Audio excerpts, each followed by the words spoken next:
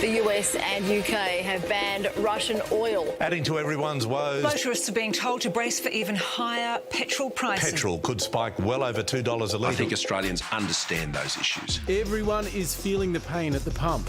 I feel violated by this price. I'm never going to financially recover from this.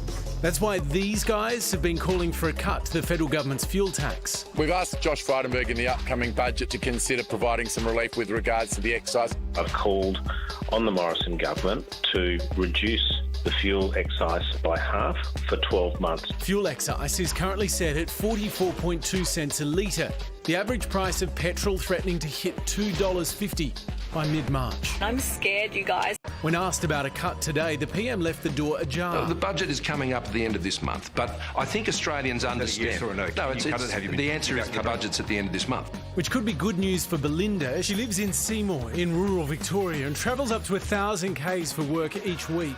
In 8 days, I'd put over $300 in my vehicle. It's a matter of having to prioritise what bills are going to be paid this fortnight. If the petrol tax is halved, Belinda could save up to $22 on her weekly bill. Every cent counts, so it will make some form of difference.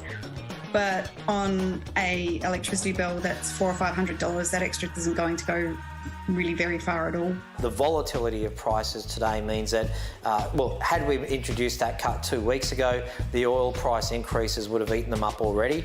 It's not going to put long-term downward pressure on prices that we need. Obviously, the more Australians end up buying electric vehicles, the better it will be. Having failed to lead the charge on electric vehicles, the PM says he's looking at other solutions. We're working with other countries around the world now, at the moment, in terms of releasing fuel reserves to try and alleviate the pressure on fuel prices. The United States is the largest producer of oil. It needs to increase its levels. What needs to happen is a global increase in oil production. So, how much higher will prices go, and what will we do when it's simply too much? It's interesting when it should be a good offer for them to say, hey, we might reduce the amount of tax we charge you on this, because people like me go, how much tax do you charge us on this? And we find out they're charging us heaps of tax on items that I didn't even know we paid. You didn't know you were paying excise tax? I didn't know. Why do they charge us that? Because you use the roads and all the but we pay for that as well. I pay for that with my rego. But they also need money to pay for all the other stuff. Yeah, but they pay for that with my taxes. And a lot of people use cars, so, like, it increases the pot of money they've got to spend.